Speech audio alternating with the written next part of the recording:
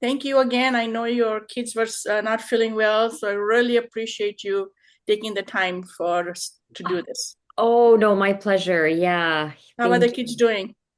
Not that great. My little guy's right here beside Oh, me in the bed. oh, Yeah. oh, So, and we're in Abbotsford, so the flooding is, Oh, you're in the news.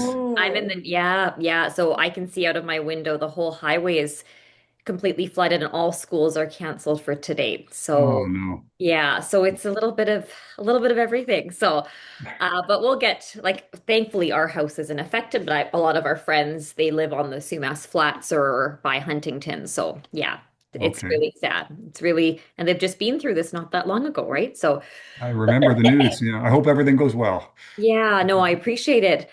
Okay, perfect. And you guys are okay for me just to kind of get started or Yes, yes, for sure. I think we are okay, okay. wonderful. Just to let everybody know, if you have any questions, please put it on chat or at the end, unmute yourself and ask questions. Okay? Thank you.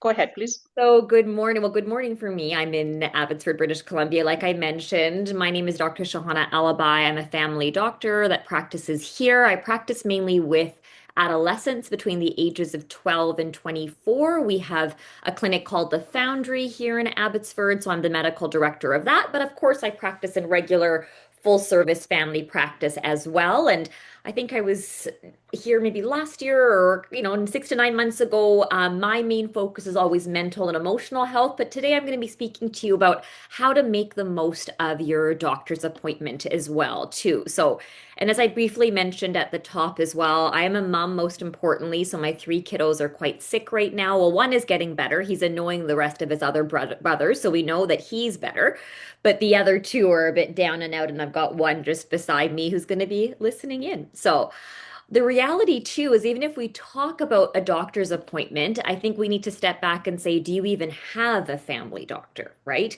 A lot of the times, well, 1 million people in BC at least do not have a family doctor or don't have access to primary care. So if you are fortunate enough to have a nurse practitioner or a family doctor or somebody who can help you in primary care, that's incredible.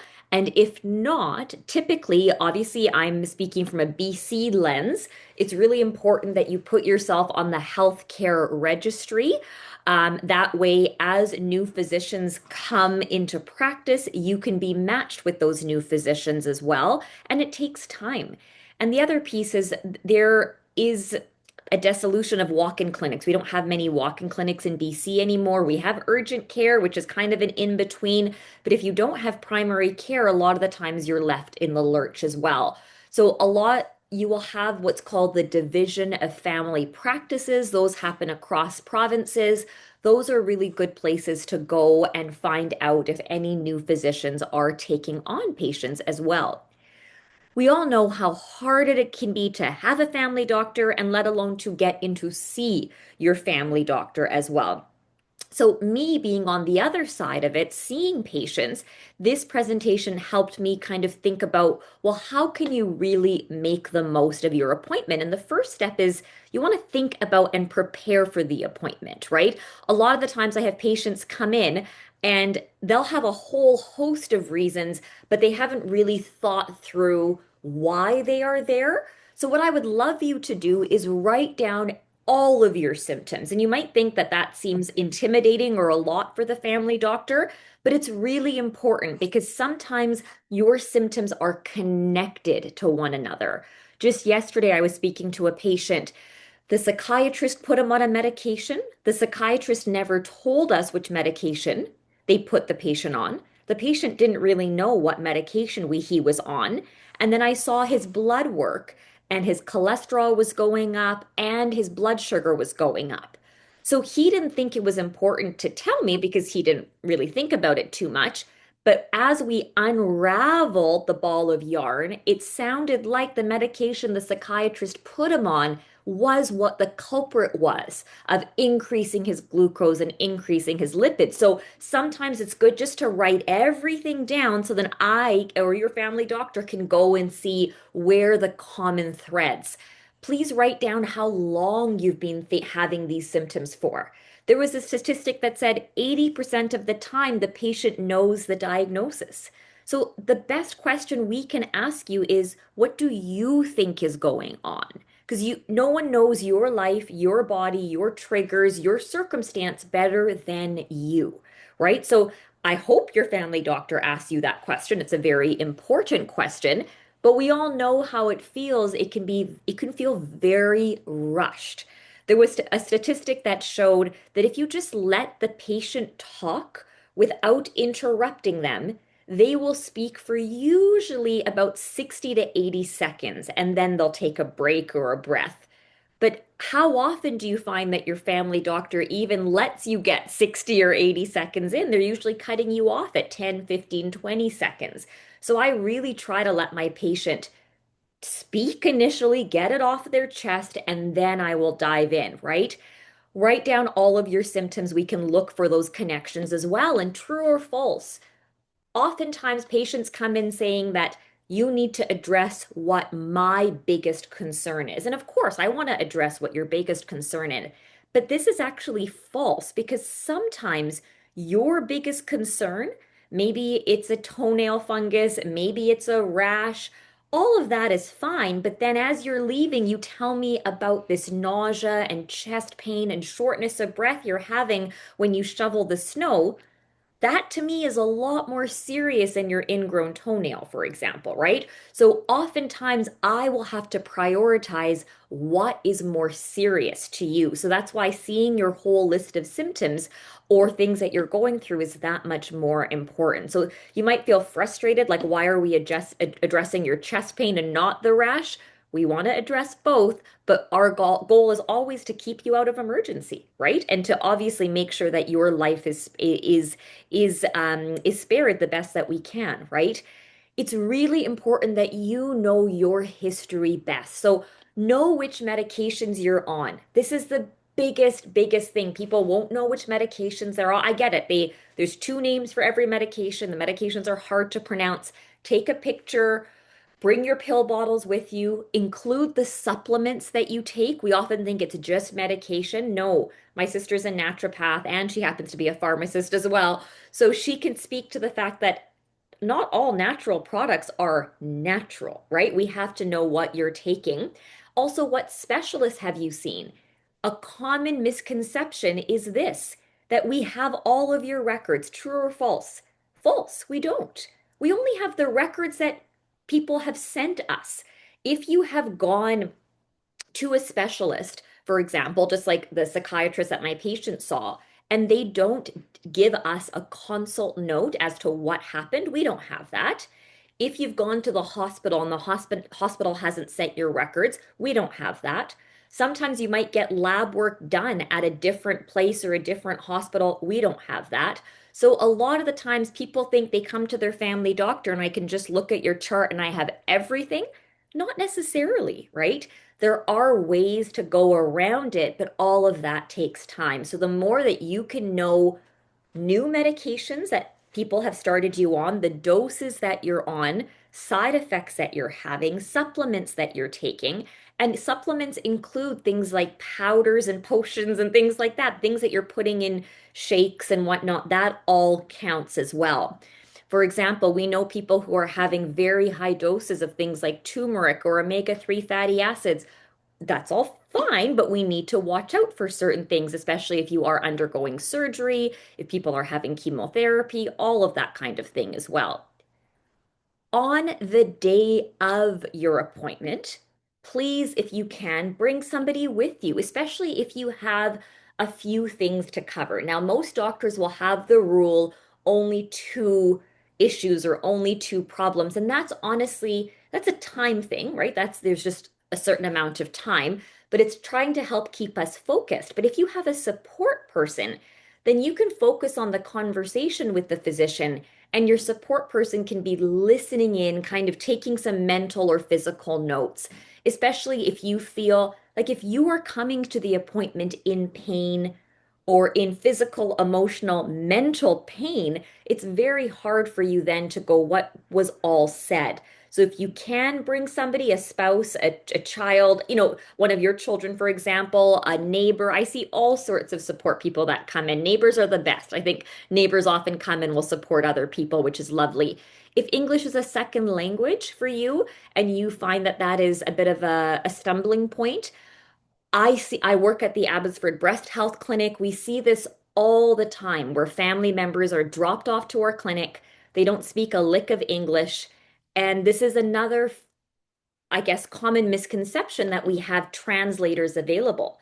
We used to prior to COVID. Now at the hospital, we don't have translators. We don't have employed translators, and for at least at the Abbotsford Hospital. So what we have is we have a translator on a stick, like an actual iPad called Joey, that you can access various languages. But even that takes quite a bit of time. So if you do have someone that can help interpret, that's wonderful. Also, never hesitate to be proactive as well, too. If you find that you can book a series of appointments, I don't mind that. If you go to the MOA and say, look, I'd like to book an appointment in 2 weeks, and then again in 2 weeks, and then again in 2 weeks for those 3 appointments, perfect. We would much rather you be proactive than scrambling last minute to book an appointment, because we all know how many of you can see your family doctor on the same day. Like usually that doesn't happen as well too. So never ever hesitate to book appointments, stack appointments up front. I'm not saying for the entire year book an appointment every week. That might be a little bit much, but you can certainly book every 2 weeks for a couple of weeks and see how that goes. And oftentimes I'll tell my patients that please do this as well, right? Some tips as well. The MOAs, the medical office assistants at the front, they're not just appointment bookers, right? They are trained. They are trained in triaging. They've gone to school to become a medical office assistant. I have great respect for what they do. They deal with a lot. So the more that you can communicate, the more comfortable you feel with the MOA, the person who's answering the phone, and if you can tell them a bit about what's going on, and I'm certainly hoping that you have an MOA that's empathetic and compassionate. And I know that they all have bad days and sometimes it doesn't come across that way too. But in any case, if you can tell them what's going on, sometimes they can help triage things appropriately as well. Also, the more information you can give them, they actually put that in the chart so I know what the appointment's all about as well. Never hesitate as well if you want your documents, if you want the consult note from your cardiologist, if you want your recent lab work. That technically is that's your documentation. We are the keepers of it. This is different for the hospital. The hospital doesn't work that way, but in the family practice clinic. So if you would like me to print off your consults or your blood work or your recent chest x-ray, absolutely. Just I often will do this, but patients don't know that they can ask for that as well, and that's okay. Please keep all documents in one folder in one spot along with the list of medication. What's really handy is if you could have your list of medication and have multiple photocopies of it. So if you are going to various specialists, you don't need to sit there and write the medication. You can just have multiple photocopies of what medication you're on. And if they make tweaks, and you can just tweak it right there and then on your master that you have, right? Because we all know every time you go and see someone, they're going to ask you the same question. So you might as well have that information in one spot. Referrals to specialists take time. They take a lot of time. I'm the type of physician that if I feel like a referral to, let's just an orthopedic surgeon or a cardiologist is necessary, I'm the type that's going to do that much sooner. You'll find some doctors will say, "Oh, we'll just wait and see." I always find that if you wait and see, and then in 6 months it's still not getting better, well, now you got to wait another 6 months to see the specialist. So my practice is I've got no problem putting in the referral early. If you don't need it, you don't need it in 6 months. Let someone else have the spot. But my practice is much more, let's be proactive about things as much as we possibly can as well, too. My job is to keep you safe, keep you healthy, and keep you out of the emergency room as much as possible, too. we all know one of the bane of everyone's existence is when your doctor is running behind. And I totally understand. Like that's hard because you're sitting there, you're waiting. You of all people, to bring something, right? Obviously you'll have your phone, but bring a book, bring crossword. I always say expect to wait. And this is a weird way of looking at it, but if your doctor is running behind, like I often do, maybe try to reframe that as the fact that they were trying to spend some extra time with the patient that needed it. You as a family doctor, you have no idea what's going to get thrown your way. You have no idea. You could go in and someone could be complaining of a headache, and then all of a sudden they disclose to you that they're a victim of domestic violence. You go in thinking that they're complaining of low back pain, and all of a sudden they disclose to you that they've had thoughts of ending their life. So there's always more than meets the eye. And any good family doctor, hopefully, would take the time that you need. And sometimes, obviously, that time can encroach upon others. So it's definitely not what I want to do is run behind. I, we're supposed to, most people book every 10 minutes appointments. I purposely book my patients every 15 minutes. Obviously, that is much less lucrative for me, but I don't care about that because I know I need more time with my patients. That's not the kind of medicine I want to practice. So I purposely book longer appointments. That way, if some are short and some are long, it tends to even themselves out as best as possible. But that's just one way to reframe it. Sometimes we get surprised all the time, so that's usually why we're running behind too. Your doctor is not just your doctor, it's your doctor's office. Utilize all the specialties, all the programs, all the resources in your physician's office. So, for example, like in BC, and I'm sure in Ontario, you guys have we call it primary care networks. Maybe you guys have a different name for them, but basically a medical home where clinics will share a pharmacist, where they'll share a social worker, where they'll share a nurse, or a psychologist. So patients have access to resources. So your clinic might be part of something like that. So you can ask your physician, who else would I have access to? Could I see a nurse?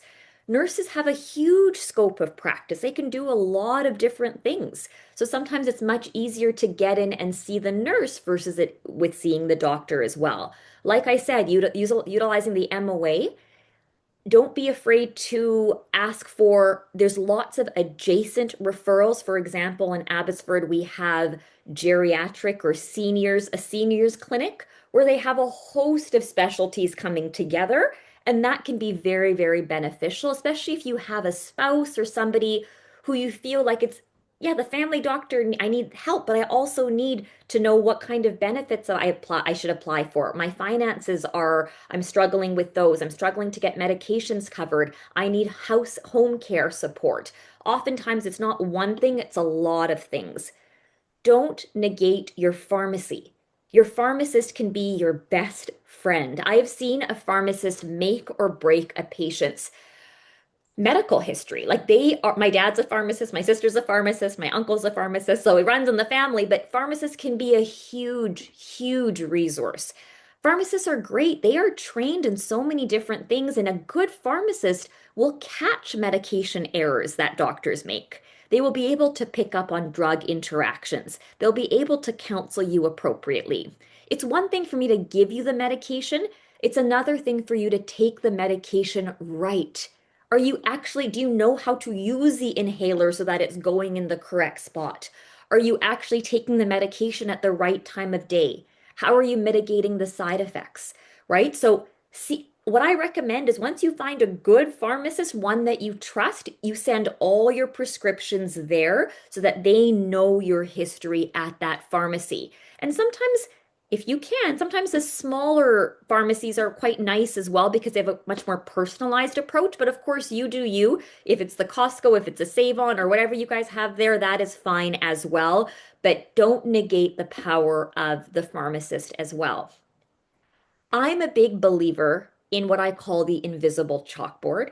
That just means that every single patient that I see, I believe, has a chalkboard floating above their forehead, theoretically, that tells me everything I need to know about what's happening in their life, their stressors, their marriage, their finances, their children, their substance use. The more you can be honest with us and tell us what's going on in your life, the more context we have. If you come in and you're unable to sleep, and I don't know that you and your spouse are on the brink of divorce or your child is suffering with something, all I see is the lack of being able to sleep, but I don't see the full story. So I'm a big believer that's the power of family medicine. Not to put down any other specialty, but other specialties are very organ focused, right? It's your heart, it's your lungs, it's your this, it's your that. Whereas family medicine takes a step back and we look at you as the whole person. And hopefully you've had your family doctor for some time. So they know you, they know your family, they know your history, and they can start weaving things together because they become someone that can see the full context. But please, the more you can be honest about what's going on, the better, right? And the whole point of family medicine is that we will never judge you for what you say, right? Everything is just in the spirit of honesty. There's a lot of myths and misconceptions out there.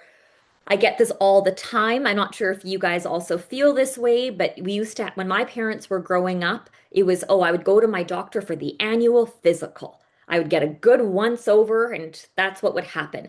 That's fallen out of favor. And it's fallen out of favor because the evidence didn't really support that it was doing any good, right? You would do all these investigations. I think the nice thing about going to see your family doctor and that annual physical once a year was just for that touch point where you can actually chat about how things were going in your life and make sure things were on track. But a lot of the times, my patients will feel that their doctor is like ignoring them or doing them a disservice by not doing the annual physical exam and not realizing that it's being taken out of the culture of medicine. So medicine changes, and sometimes we don't catch up with that soon enough.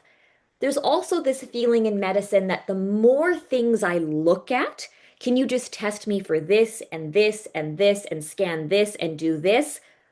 I get that. That's real. It's very important to be able to have a full picture. But what we often don't talk about is the cost of false positives. By that, I mean, if I send you for a full body MRI and I pick up a nodule on your thyroid and a nodule in your lung and somewhere else, now I'm in a position where likely those are nothing. Those are don't we don't need to investigate them, but we have to because we found it. So false positives, finding things that turn out to be a nothing, can be very costly to your time, to your mental health, and sometimes they can have other side effects as well. So just something to consider. So we always have to weigh the benefit versus the risk of investigating. And I'm all for investigating, but only if somebody's actually having symptoms. I wouldn't do a full body MRI just 'cause, right? There is so much information these days, which is amazing. It's great to have tons of information. There's more AI, there's all the things. I strongly caution against obviously Googling things or going on social media or Reddit or things like that, right? Not all information is created equally. So it's very easy to get tangled in this web of feeling like, oh, my doctor is missing something. You will find that there's pockets on social media and pockets on the internet where people think that I have the answer, and if you pay me, I will give you this magical cure. And the cure could be usually supplements or pills or that kind of thing.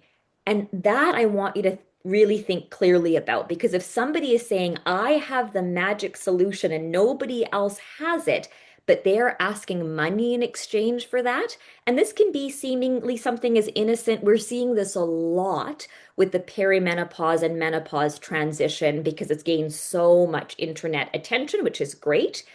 But there's a lot of pockets of social media who are becoming predators of that, who are actually taking advantage of women saying, pay for monthly hormone tests. do this, do that, and I will give you this magic elixir, right? So just always buyer beware. If you are trading money for something, that's the best thing about a family doctor, right? We're not selling you anything. We have no vested interest in any of this stuff, right? So our vested interest is just you, keeping you as healthy as possible as well. So with all that said and done, there's a lot of myths and misconceptions, but the most important thing is out of that 7.5 minute, 10 minute, maybe it feels like 5 minute appointment, how can you get the most out of it? Write your symptoms down, know your medications that you're on, book multiple appointments if you can, utilize the entire team. Not your medical clinic is a clinic, not just your family physician as well. Utilize the power of a pharmacist as well too. Get referrals earlier than later. Try to have some, and I know, like, compassion and patience for your family doctor, and I certainly they can hopefully have that for you as well too. I don't pretend to say that all family doctors are created equally. That's not the case at all, but our job is to make sure that we take care of you, and we certainly try to do the best that we can. So with that said, I'll open it up for any questions.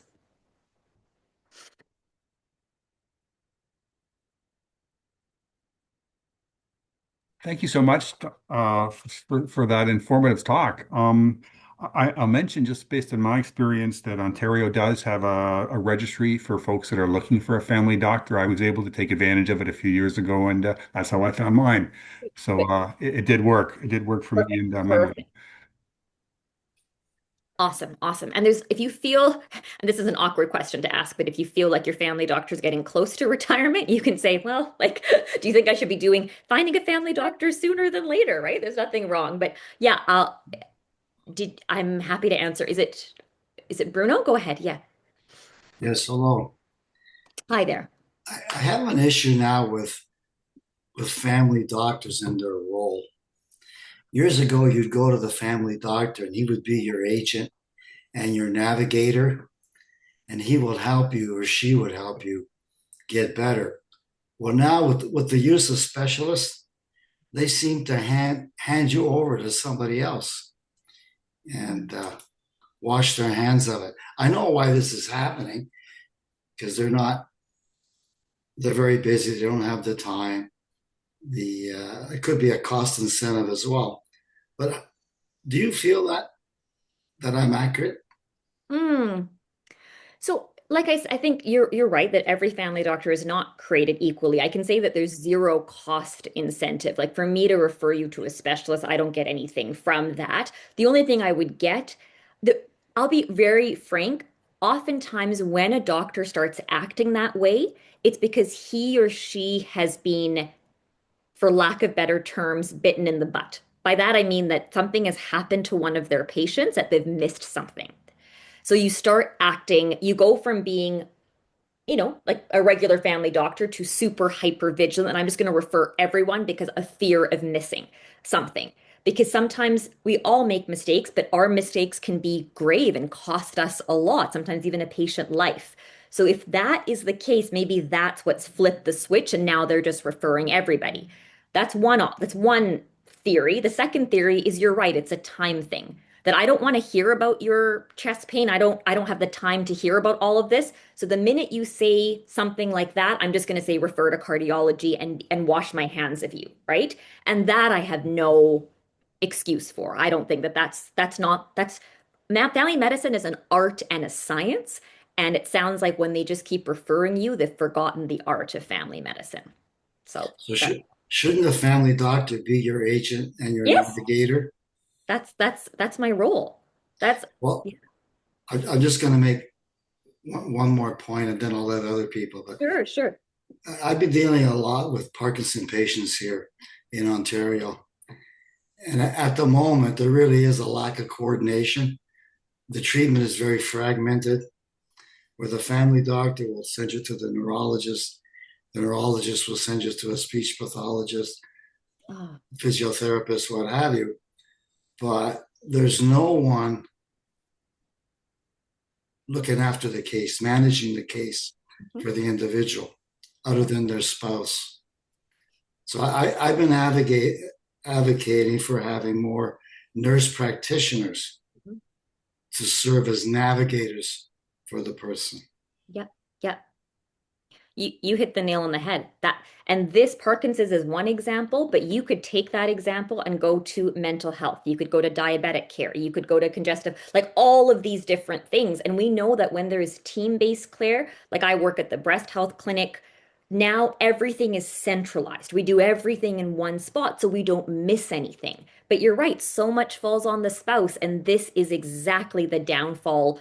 This is what causes so much stress for so many people. So thank you for advocating, because it takes people like you to have to change the system from within. Yeah. So is it a case of education, the way family doctors are educated these days, or other other factors? It's other factors too. Yeah, there's just, first of all, there's not enough of them. So then you just have that when you have what's called time famine. Family doctors are time famished. We just don't have enough time. So then you miss things. You feel like you have to rush through patients, and that's not good for you or good for the patient. So, for example, the SFU, Simon Fraser University here in British Columbia, they have opened up a medical school. They are hoping to train more family doctors. We're hoping to have more foreign trained family doctors come and help as well. But so one thing is the quantity, but the other thing is the system. Like what you're talking about, you can train tons of family doctors, but if you don't fix the idea of fragmented care, then you haven't solved the problem.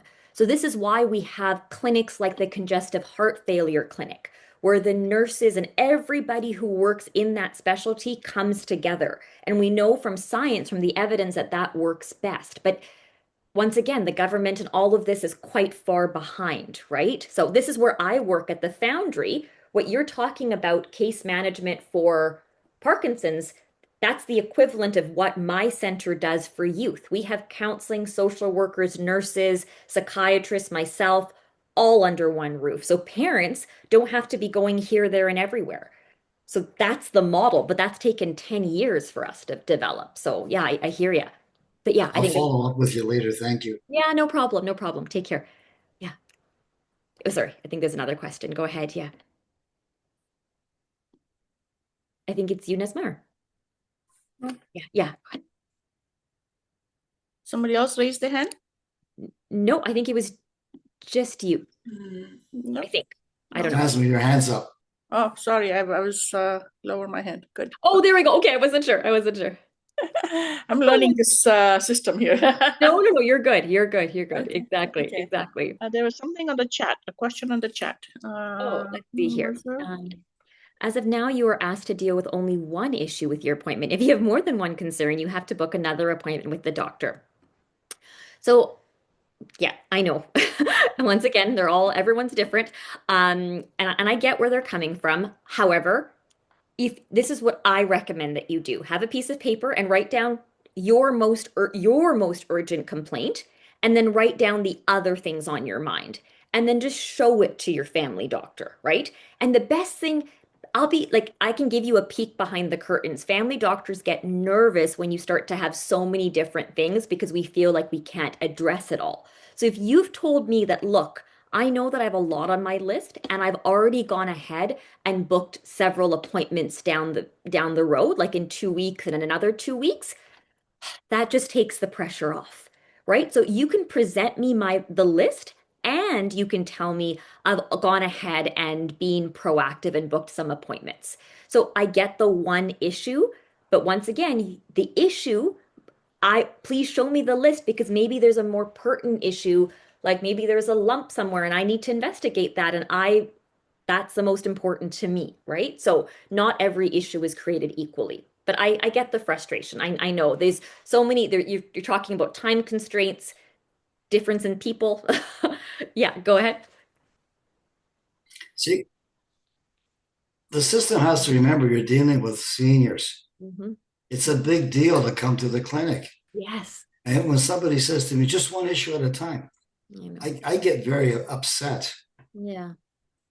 No, I hear you. It kind of reminds me when I had my little kids, and as a new mom trying to get them to the clinic. I'm like, do you know how much it's come for me to take my kids as a baby to the clinic? Like, I get it. Coming to the family doctor is not just as simple as going into the car and driving there. Like, there's a lot, especially as a senior, like there's so many different pieces. And I feel quite empathetic towards that. And that's why I chronically run over time. But once again, family doctors can be quite different. So I hear you. You're dealing with multiple personality types, and that's even more challenging as well too. So I wish there was a quick fix to all of this, but and then maybe other thing I should say too is don't sometimes the other piece is utilizing it's not as good, I get it, but utilizing the power of the phone appointment. So I had a patient even just yesterday, this elderly couple who finds it hard to come and see me. So I talk to them almost every week or every other week. And it's just as a touch point. How are you doing? What else do we need? What are we missing? And so I might see them once a month in the clinic, but every week or every other week, I'll chat with them on the phone. So sometimes that might make things a little bit easier. But sometimes I get it. There's no one size fits all. Anybody else? Any more questions? I can just reiterate that since COVID, my family doctors leveraged phone appointments for I think all but one of the my appointments I've had with them since then. So and they work well for both of us. Yeah, yeah. Certainly easier to get to and for both parties. Could I ask, your facility is called the Foundry. Is there an origin for that name in particular? Yes, yes, exactly. So apparently, Foundry, when they sat down with the youth, it conjures up I think it's like metal or steel, or that was the basis of it. Yes, sweetheart, you can come in. But then when the youth heard that name, they said, "No, I don't get the image of metal or steel or that kind of thing. I get the image of being found." So that's Oh, how, yeah, yeah. So it was that I've been found again. I've a place where I feel seen, I feel heard. I can finally come and be myself, right? So a lot of the youth that we work with don't have parents in the picture, and if they do, sometimes the parents are not in the youth's best interest. So it's a place that they can really come and feel like that's their medical home, right? So they feel oh, found. that's wonderful. Yeah, I had the first definition you described is Yeah. what came to my mind. Yeah. Yes, yes, exactly, exactly. Yeah, yeah, yeah. So, but that's like talking like what Bruno had mentioned about Parkinson's care, like that's how medicine needs to evolve. I often say to the residents and medical students, a lot of these kids, they don't need, well, they need a doctor, but they don't really need a doctor. What they need is what's called a navigator. Mhm. Exactly what you were mentioning. It's somewhere that can connect you with resources. I have kids who are couch surfing, who don't have enough food, who don't know how to pay for certain things. Sweetie, your brother's sleeping, so just be quiet. Quiet. Okay. Um, now we're going to wake up the younger brother. But yeah, so the idea of a navigator is really important. Oh, very good. I'll just mention too, you mentioned about making use of the whole team.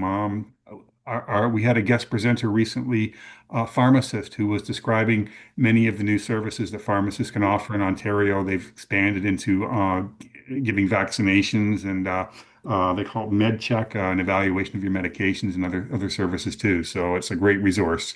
It, Yeah. it's phenomenal. I I think sometimes doctors undervalue pharmacists, but because my dad's a pharmacist, I'm like, my dad always would say, he's like, where do people come after they see a doctor? Always the pharmacist. So Right, right. it's true. And I have been pleasantly surprised how much because I don't know a lot of the things that are even over the counter medications that are available. I don't know them Mhm. all.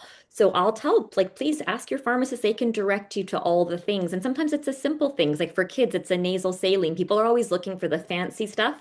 It's just the things that are readily available, but we don't know where to find it. So yeah, Mhm. utilizing the whole team is a good part. But yeah, it's a big conversation, but hopefully you picked up a couple of tidbits that might help. But it's a conversation that needs to be continued. There's a lot, by no means our system is perfect, and we need a lot of help in this. So Absolutely.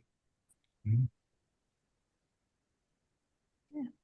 awesome, everyone. Well, If there's no more questions, I'd like to thank you very much for doing this today. my Um, pleasure.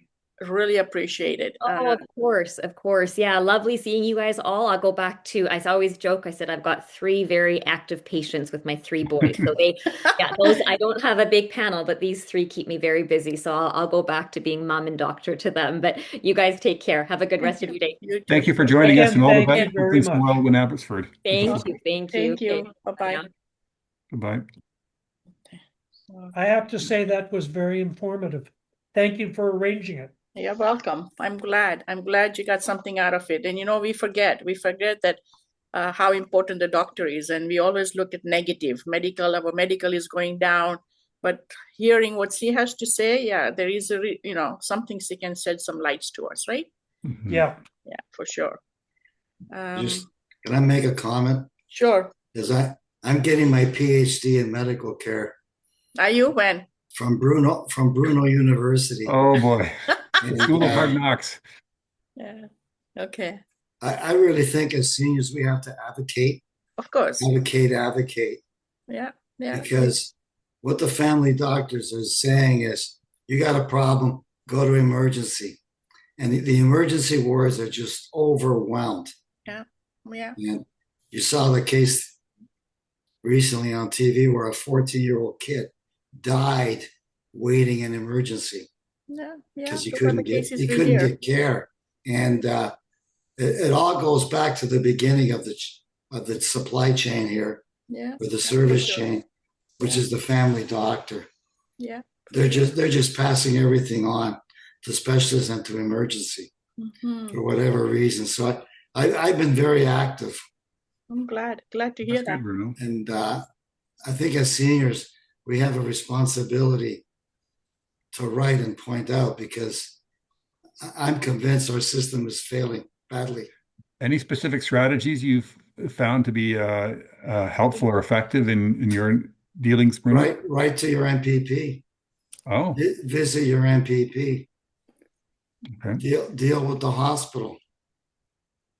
Just let them know that what we have is sacred and needs to be maintained. Mhm. And at the moment, I'm convinced, and I'm going to use this word intentionally, it's going down the tubes. Mhm. Well, it's interesting what you said about being an advocate, because when I was connecting with the home care services for looking after my mom, the first care coordinator we got said, you know, it's important. You have to be an advocate for your mom. That's as important as anything else that's going on in order to get the best outcomes for yourself. And I took her words to heart. She was about to retire, so I guess she was giving me some hard-won words of wisdom. Yeah. So moved on to the next care coordinator, who is fortunately wonderful for us. Yeah. Yeah. Well, folks, we'll do our usual thing. There'll be a survey when you exit the meeting. There'll be a survey, just a short one, to ask for your input on how the event was, what we can do better, and we plan to post the videos or recordings of both the Dancing with Parkinson's and this segment, the making the most of your doctor's visit, on YouTube in the coming days. I'll send an email out to everybody once those are ready to be viewed. So if there's no more questions, thank you for joining, and thank you, Nazma, for arranging this. And Bruno, it's great you have a contact with the Parkinson's folks. Yeah. Yes, it was very well done. Very well done. And even Dr. Sen, and it was very nice of her to still do it with the three kids not feeling well. So I was very happy by that. Yeah. It reminded me of being at work when you had to multitask. I'm glad I'm retired now. Yeah, for sure. For sure.